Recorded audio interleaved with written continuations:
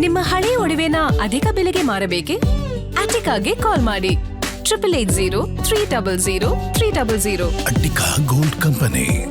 DK ಶಿವಕುಮಾರ್ಗೆ ಸಂಕಷ್ಟ ತರುತ್ತಾ B Nagendra ಅವರ case. ಸಚಿವ ಸ್ಥಾನಕ್ಕೆ ರಾಜೀನಾಮೆ ಕೊಡ್ತಾರಾ ನಾಗೇಂದ್ರ ಅವರು?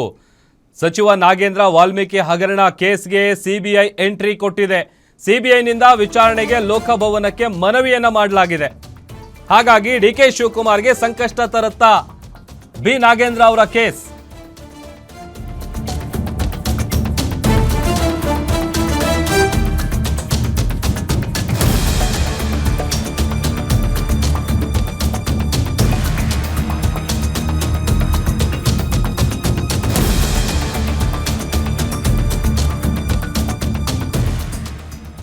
ಡಿಕೆ ಶಿವಕುಮಾರ್ಗೆ ಸಂಕಷ್ಟ ತರುತ್ತಾ ನಾಗೇಂದ್ರ ಅವರ ಕೇಸ್. ಸಚಿವ ಸ್ಥಾನಕ್ಕೆ ರಾಜೀನಾಮೆಯನ್ನ ಕೊಡ್ತಾರಾ ನಾಗೇಂದ್ರ ಅವರು?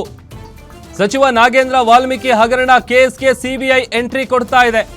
ಸಿಬಿಐನಿಂದ ವಿಚಾರಣೆಗೆ ಲೋಕಭವನಕ್ಕೆ ಮನವಿಯನ್ನ ಮಾಡಲಾಗಿದೆ. ಗವರ್ನರ್ಗೆ ಪ್ರಾಸಿಕ್ಯೂಷನ್ ಅನುಮತಿಯನ್ನ ಸಿಬಿಐ ಕೇಳಿದೆ. ಹೀಗಾಗಿ ಸಚಿವ ಬಿ ನಾಗೇಂದ್ರ ಅವರಿಗೆ ಮತ್ತೆ ಟೆನ್ಷನ್ ಶುರುವಾಯಿತು.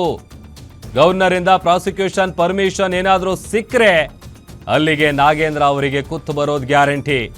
ಗವರ್ನರ್ ಥಾವರ್ ಚಂದ್ ಗೆಹ್ಲೋಟ್ ನಿರ್ಧಾರದತ್ತ ಪ್ರತಿಪಕ್ಷಗಳ ಚಿತ್ತ ನೆಟ್ಟಿದೆ. ಅನುಮತಿ ಸಿಕ್ಕರೆ ಬಿಜೆಪಿ ಜೆಡಿಎಸ್ ನಡೆಸ್ತಾ ಇರುವಂತಹ ಹೋರಾಟಕ್ಕೆ ಮತ್ತಷ್ಟು ಬಲ ಬಂದಂತಾಗುತ್ತೆ. ಇದೇ ವಿಚಾರವನ್ನ ಮುಂದಿಟ್ಕೊಂಡು ಕಳೆದ ಸೋಮವಾರದಿಂದಲೂ ಕೂಡ ದೋಸ್ತಿ ನಾಯಕರು ಪ್ರತಿಭಟನೆಯನ್ನ ನಡೆಸ್ತಾ ಇದ್ದಾರೆ. ಸದನದ ಒಳಗೆ ಹೊರಗೆ ಹೋರಾಟ ಮಾಡೋದಕ್ಕೆ ಒಂದು ಕಡೆ ವಿಪಕ್ಷಗಳು ಕೂಡ ತಯಾರಿ ಮಾಡಿಕೊಂಡಿದ್ದಾವೆ. ವಿಧಾನಸಭೆ ಪರಿಷತ್ನಲ್ಲೂ ಕೂಡ ಇದೇ ವಿಚಾರ, ನಾಗೇಂದ್ರ ಅವರು ರಾಜೀನಾಮೆ ಕೊಡಬೇಕು, ಇಲ್ಲ ಸರ್ಕಾರ ಅವರನ್ನು ಸಚಿವ ಸಂಪುಟದಿಂದ ವಜಾಗೊಳಿಸಬೇಕು ಅಂತೇಳಿ ಪಟ್ಟು ಹಿಡಿದು ಸದನ ನಡೆಸೋದಕ್ಕೂ ಕೂಡ ಅವಕಾಶ ಮಾಡಿಕೊಡ್ತಾ ಇಲ್ಲ. ಸದನದ ಒಳಗೂ ಹೊರಗೂ ಕೂಡ ಕಳೆದ ಕೆಲವು ದಿನಗಳಿಂದಲೂ ಪ್ರತಿಭಟನೆಯನ್ನು ಮಾಡ್ತಾ ಇದ್ದಾರೆ ದೋಸ್ತಿ ನಾಯಕರು.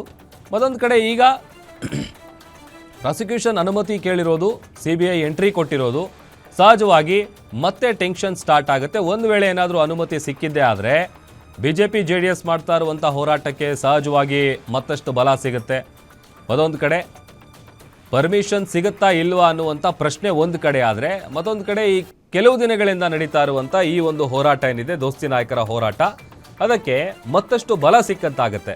ಸೊ ಅಲ್ಲಿಗೆ ಡಿ ಕೆ ಶಿವಕುಮಾರ್ ಅವರಿಗೆ ಈ ನಾಗೇಂದ್ರ ಅವರ ಕೇಸು ಸಂಕಷ್ಟ ತರುತ್ತೆ. ಯಾಕಂತಂದರೆ ಸಚಿವ ಸ್ಥಾನ ಕೊಟ್ಟಂಥ ದಿನದಿಂದಲೂ ಕೂಡ ಹೇಗೆ ಮತ್ತೆ ಅವರಿಗೆ ಸಚಿವರನ್ನಾಗಿ ಮಾಡಿದ್ರಿ, ಯಾಕೆ ಕ್ಯಾಬಿನೆಟ್ನಲ್ಲಿ ಅವರಿಗೆ ಮಂತ್ರಿಗಿರಿ ಕೊಟ್ರಿ, ಇಮಿಡಿಯೇಟ್ ಆಗಿ ಅವರನ್ನು ವಜಾಗೊಳಿಸಬೇಕು, ಸಚಿವ ಸಂಪುಟದಿಂದ ಕೈ ಬಿಡಬೇಕು, ಇಲ್ಲ ಅಂತಂದರೆ ಅವರೇ ರಾಜೀನಾಮೆ ಕೊಡಬೇಕು ಅಂತೇಳಿ ಬಿಗಿ ಪಟ್ಟು ಹಿಡಿದು ಕೂತಿದ್ದಾರೆ.